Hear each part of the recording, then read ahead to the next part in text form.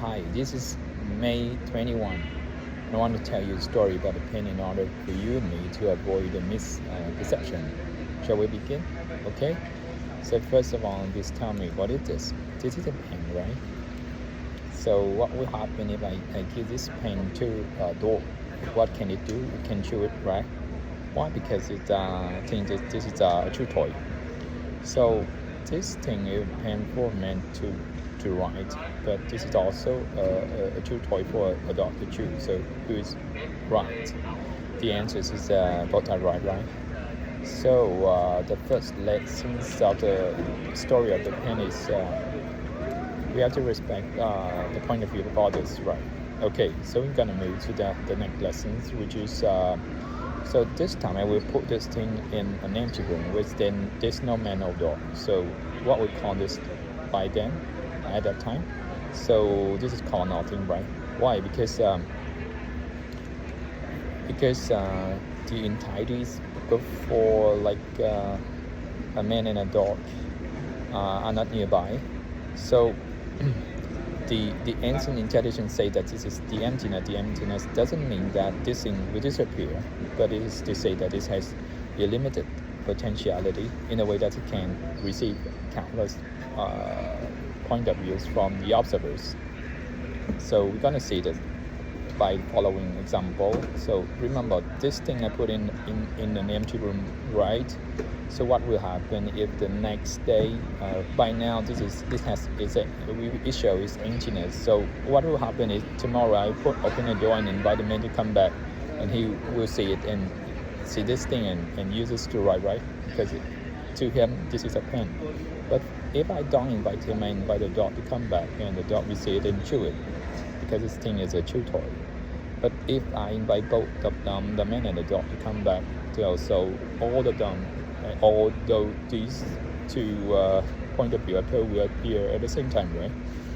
And if I do it in a larger scale, and by 1,000 or 1 million or 1 billion different people come in a room, imagine the room can fit them all. So there will be 1,000, 1 million, or 1 billion point of view respectively happen at the same time, right?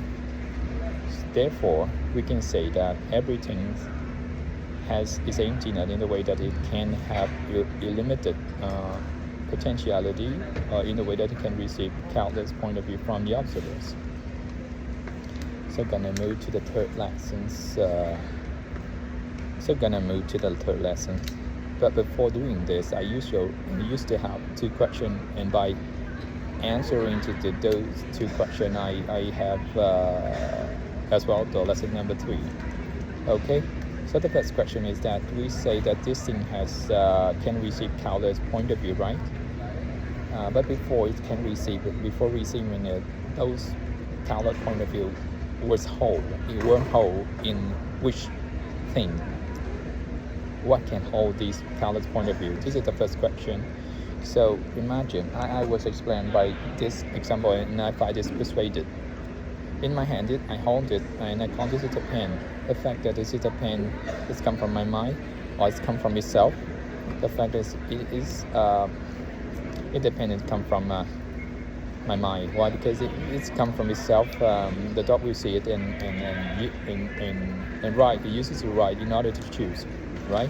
So we persuaded by the fact that the countless point of view come from the mind of the observers. And the second question, before that we say that I can see it can receive countless point of view from different entities, the man, the dog, and 1,000 men, 1 million, and 1 billion different people. But here in the example here, me, a single observer. So the question is, can it receive my countless point of view from myself only? So we're gonna check. So I want to change the point of view of this pen to a diamond, for example. I close my eye and hold the book and hold the pen, and I say that I wish I want this thing to change from the pen to a diamond. And I open my eyes, I see this still a pen. I can write with this, so it definitely not change.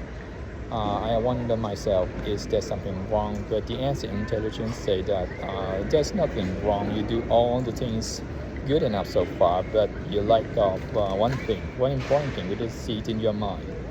I ask myself, what do you see? This is what you do, think, and say. When you do think and say something, it will create an imprint in your mind, serving as a seed in your mind and growing at one point at a time, and it can cover an image on a certain thing. And for example, on this thing, and if the image that is covered is diamond, then I will call it diamond.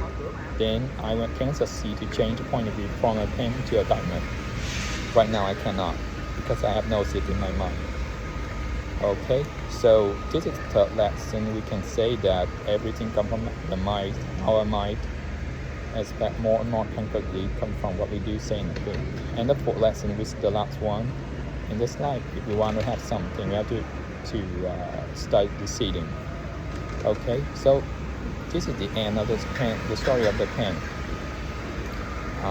We have 4 lessons here. The first lesson is we have to respect the point of view of others. The second one is everything has its emptiness in the way that it can be seen. It can have limited potentiality. And the third lesson is that everything comes from our minds, or more concretely, it comes from what we do, say, and think. And the last one is in this life, we want to have something, we have to start a seed. This story apparently is very simple, but in fact very deep. And for me to understand it, I have to repeat it 3,000 times. So please accept my gratitude seeing you tomorrow, talking about this story again. And see you until then. Bye bye.